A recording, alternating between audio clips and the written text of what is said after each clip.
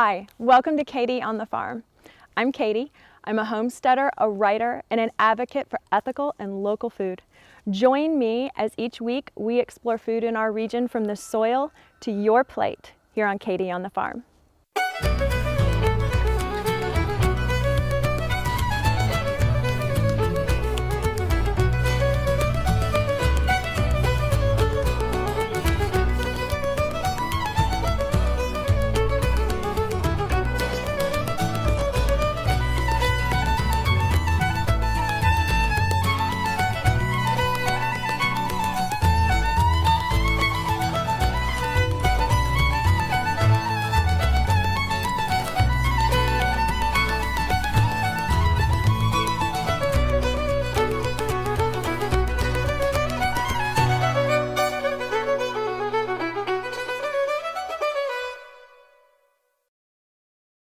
Carter's Fried Chicken in Homerville has become the gold standard for fried chicken barbecue and catering.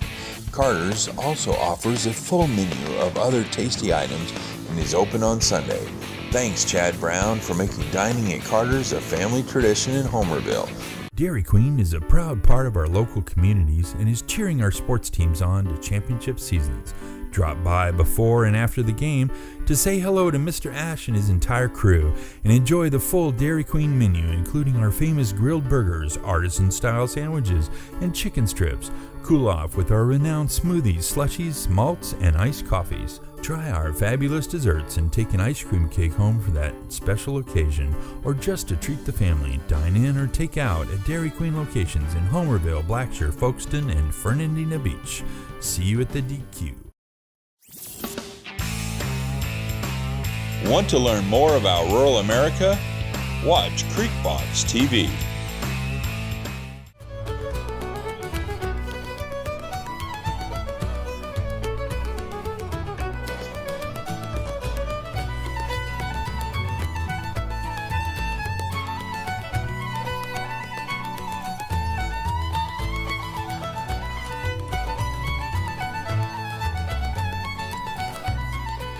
We're here with my friend and locavore extraordinaire, Chef Andy Thigpen. You may know Andy as the Popup Chef at the Way Green Market every month, but he and his lovely wife, Debbie, are even more than that. So, Andy, thank you for coming today. It's my pleasure. We appreciate it. We're happy to have you here. You are so much a part of the local movement, particularly as it pertains to food, but also your involvement with the state parks. And I know I call you guys and text you for information all the time. So can you tell us a little, what drives that passion that you and Debbie have for all things local, and why is it so important to you?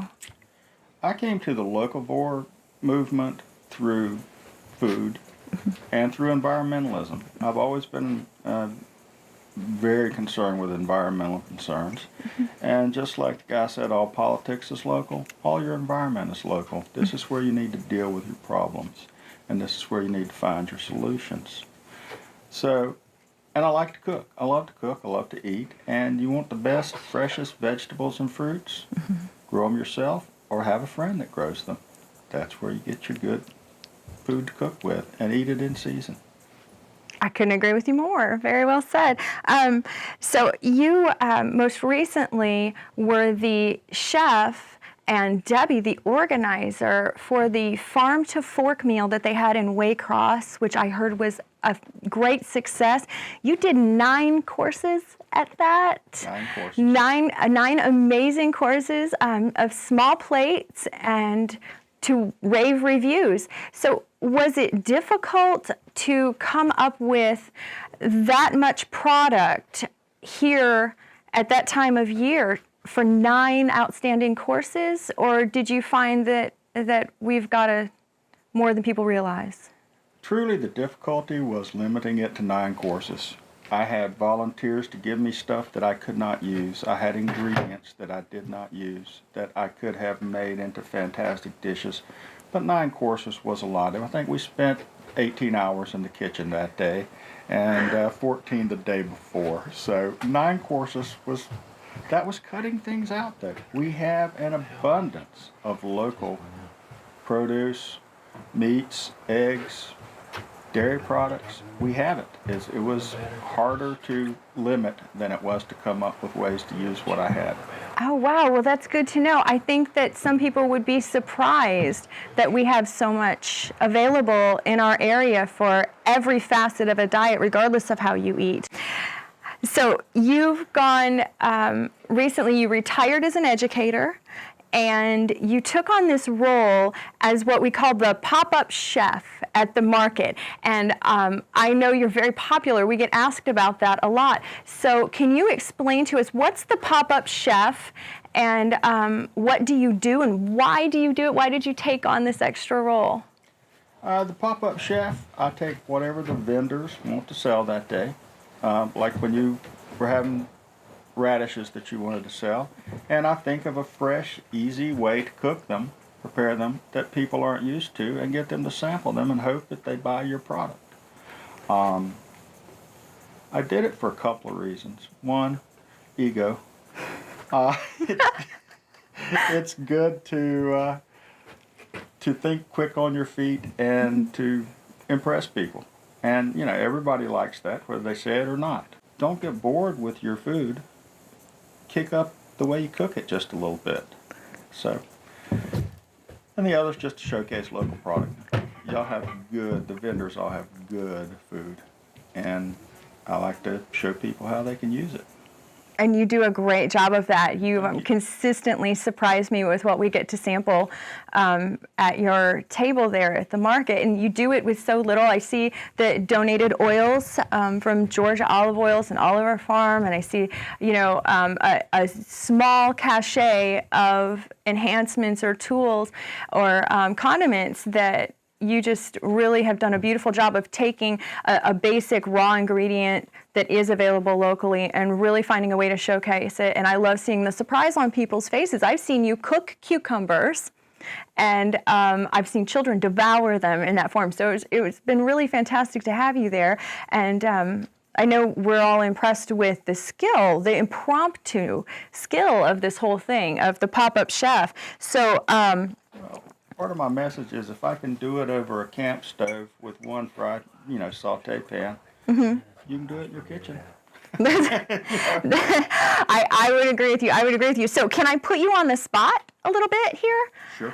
So here's what I have. I have some things that I just pulled out of the garden on the walk up. Okay. So we have, and all dirty. We have onion. See that under there? We pulled some onions. We've got onions and green peppers, some little red peppers. These are still sweet. Italian eggplant, Listardia, I believe it's called, and then we have Armenian cucumber. What would you do with this little cachet that I brought up from the garden today? It just screams curry to me. Okay, you have the onion, the eggplant, even though it's an Italian eggplant, that's a classic Indian ingredient. The peppers make a curry, as hot or as mild as you like. Serve it over rice. Peel and slice the Armenian cucumber.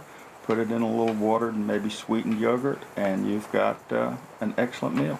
Oh, that sounds fantastic. Thank you. I can do that today. I have all of that. Wow. And you just come up with these things. That's fantastic.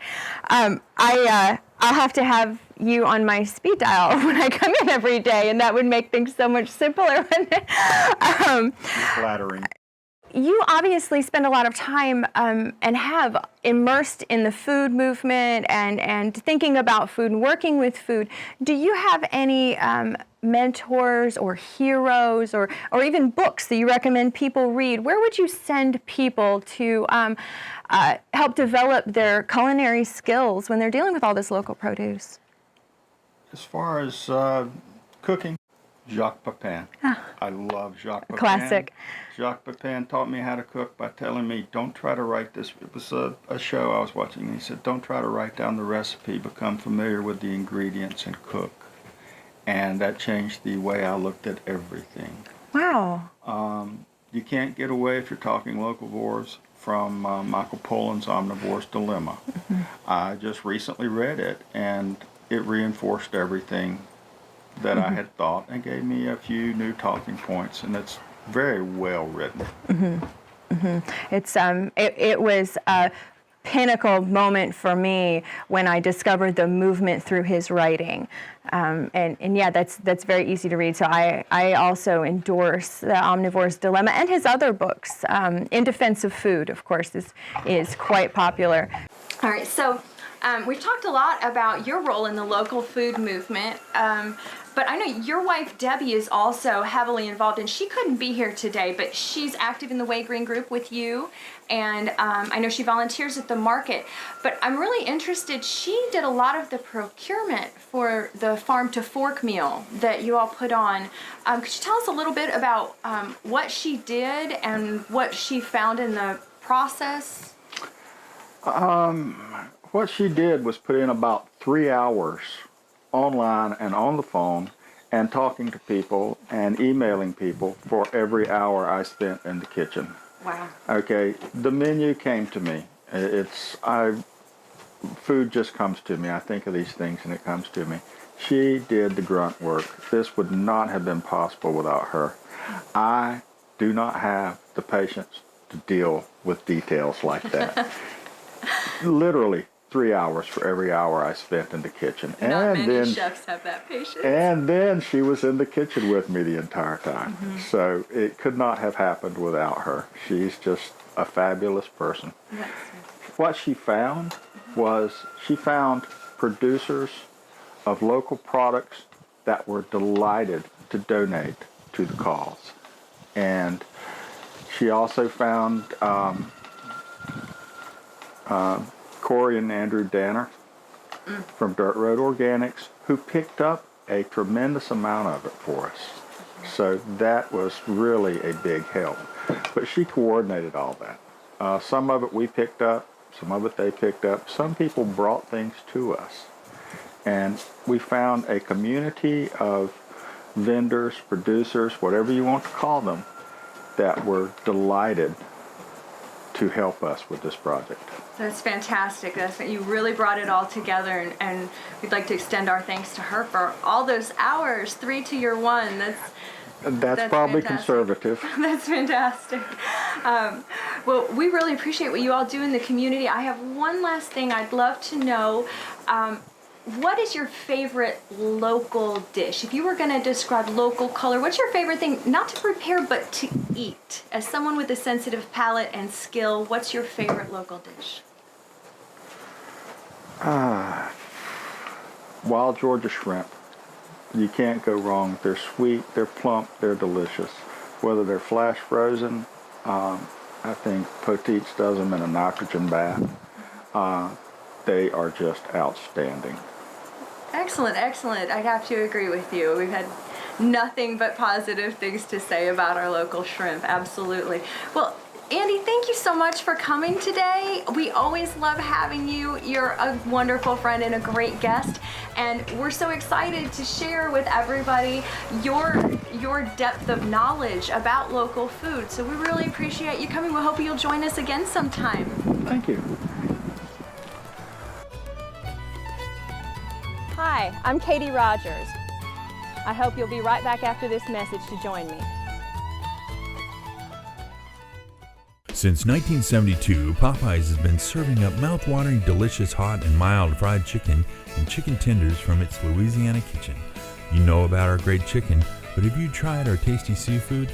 All of our menu items come with a Southern style all their own.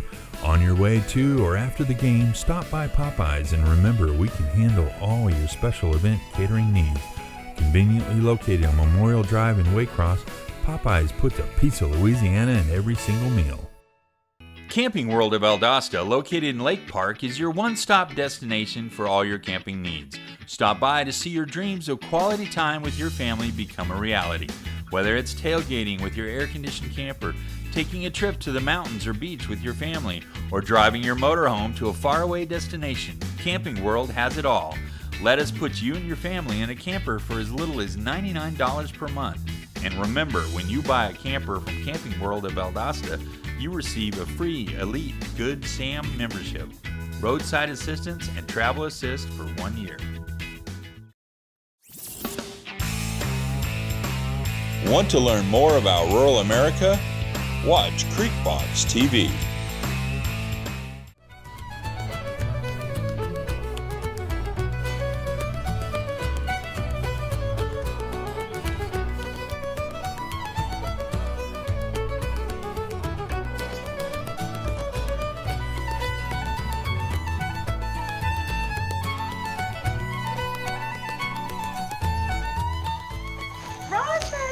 Hey, Katy.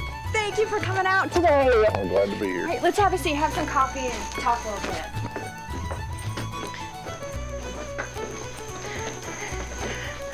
There you go, if you don't mind. So this morning, my guest is Roger Westover. He and his wife, April, have Greenway Gardens.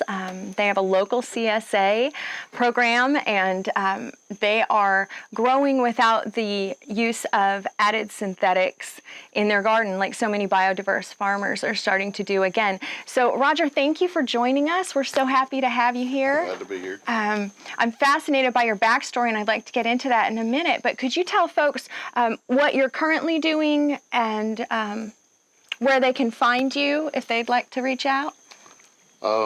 Currently, we're preparing for fall, putting a lot of stuff in the ground. We actually started a little earlier this year than we normally would, but the heat in August cooked us. Mm-hmm. It was a no-go. So we do have some stuff coming up now, but it's fairly sparse. We did start some more stuff tomorrow. We're looking forward to what it's going to be producing here shortly. But as far as where to find us, the Way Green local fair market on the first Saturday of every month here in Waycross at the Heritage Center. Mm-hmm. We'll be there, and then we're going to be doing a truck market September, October, and November, as far as I know, as of right now, every Saturday.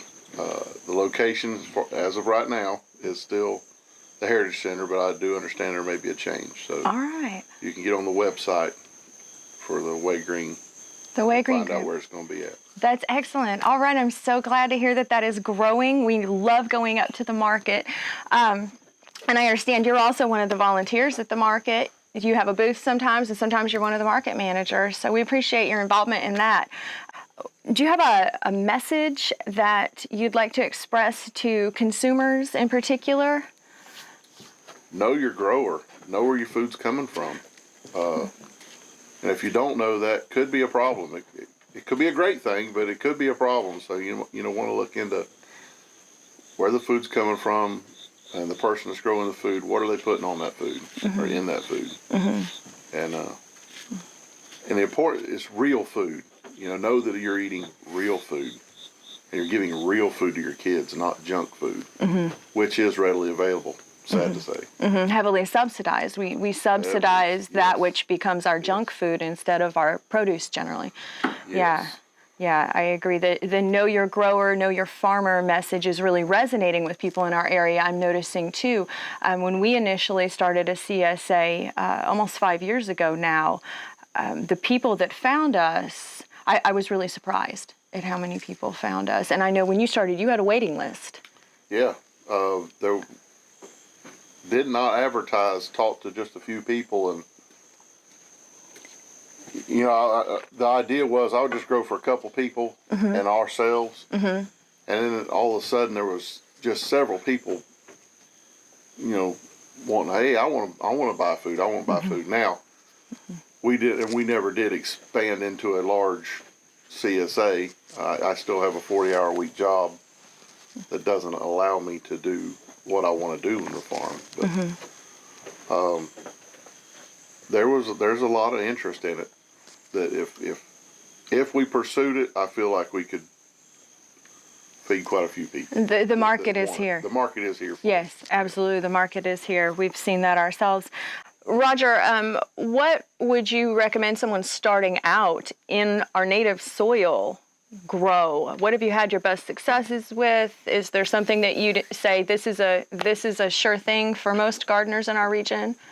I would say kale. Kale's super nutritious. There's several varieties to choose from. Mm-hmm. Lots of colors for people who like the color variants of food. Mm-hmm. It really does grow well here, and in the spring and in the fall. The heat, of course, destroys it, but mm-hmm. That's a really good something to start with. If something to start with. Cherry tomatoes. Of course, cherry tomatoes grow everywhere. That's another thing that's sweet. I don't know what it is about our soil that makes it so good, but cherry tomatoes are just absolutely amazing. And we found that they do well with a little bit of shade. They can take a little bit of shade. They can take full sun, but like I said, a little bit of shade is better for them. We have some plants that are planted where they're catching shade, and in that same row, some that are getting none, and they're doubled in size, but they're all thriving. Yeah, they're all doing well. So, what are your concerns about the food system as a whole, and maybe what would you like to see developing in our region in particular? Because I know our food culture and our food supply in this region is not necessarily the same as it is in other regions in the U.S. and in North America. So what are your thoughts? Do you have any?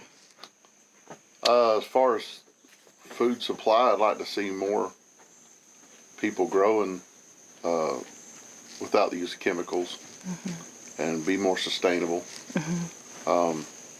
That would be awesome on a larger scale, even. There are more growers growing now. When I first started doing this, I didn't know about you.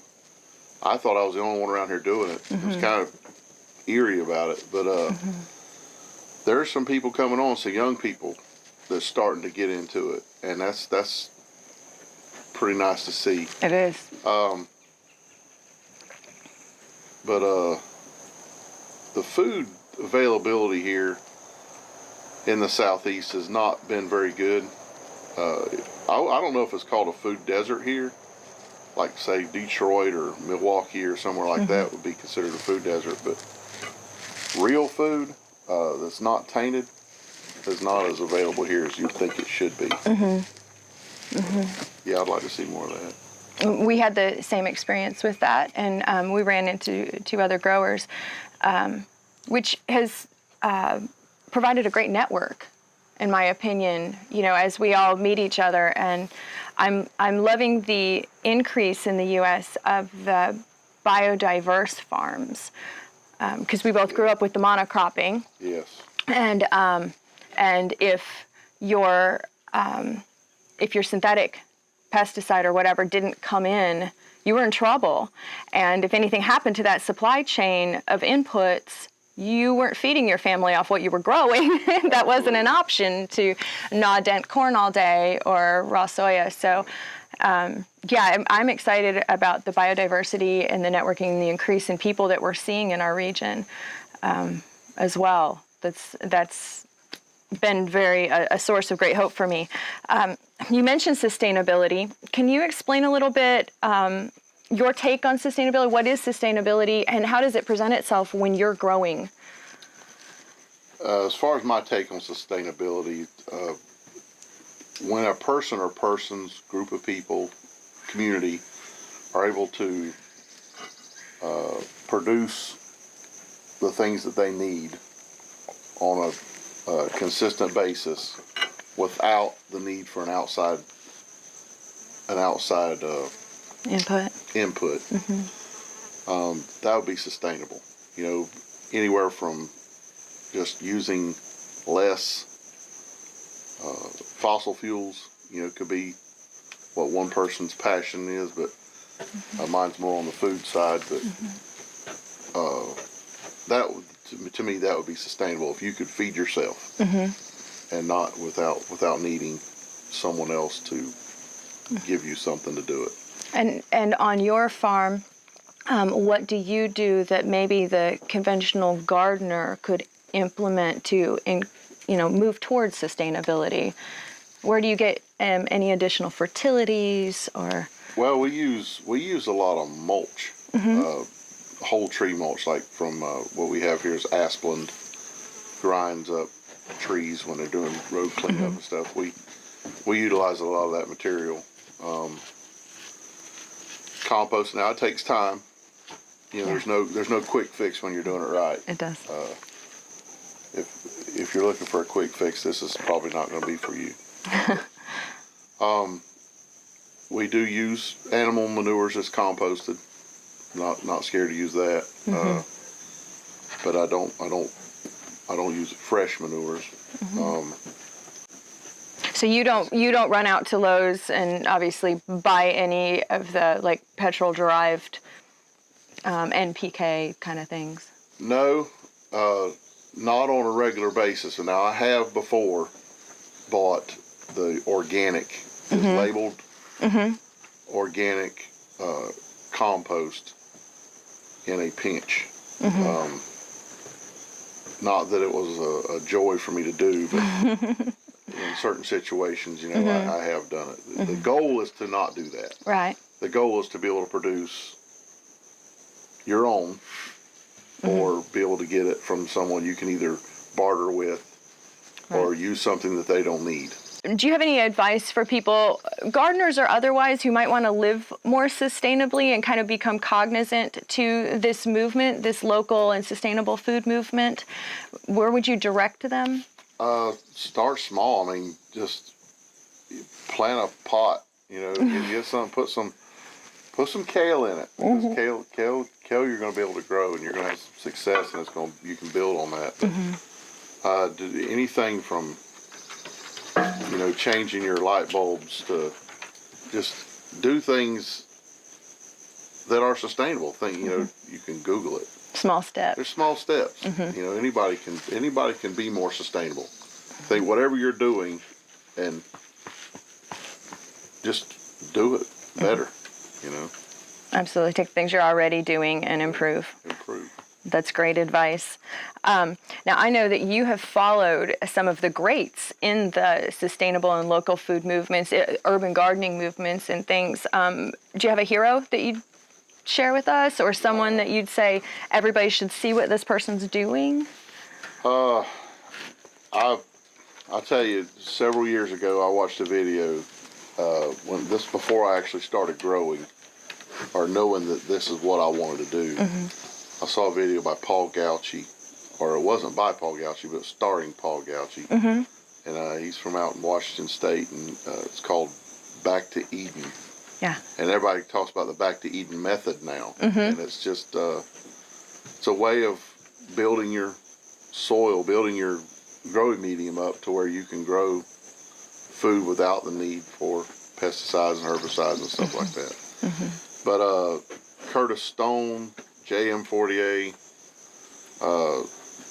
those guys are just amazing. The things that they're doing, and I listen intently and watch intently what they're doing, and I would love to mimic what they're doing. And you know, that's a goal, to do what they do. I have a couple books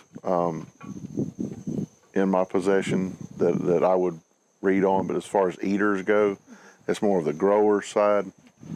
But you know, again, Google's your friend when it comes to stuff like that. Wow, there's so much out there. I wouldn't know what to endorse. It's you know, an as far entirely different environment than it was 2 decades ago. Yeah, really. 5 years ago, I had no idea. Now there's just so much available. If people are interested, they don't have an excuse not to know. That's an excellent They can point. find out. That's a really excellent point. If people are interested, there's no excuse not to know anymore. We have the internet in our pocket. Absolutely. Yeah, it's remarkable. Well, Roger, I'm so glad you came out today. Glad to be Thanks for here. having coffee with us. I made you talk so much you didn't get any coffee. That's okay. But we really appreciate having you. We hope that we'll be able to come out maybe in the spring and tour your place and see what you're doing. And That's a goal. all right. All right. Well, tell April we said hello. I will. And thanks for sharing you with us. And we hope to see you next time at Katy on the Farm. Thank you for joining us today. And thank you to our guest, Roger Westover from Greenway Gardens.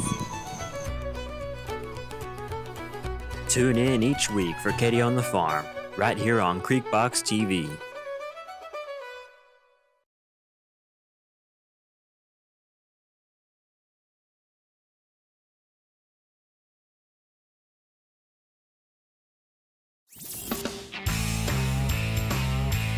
Thank you for watching CreekboxTV.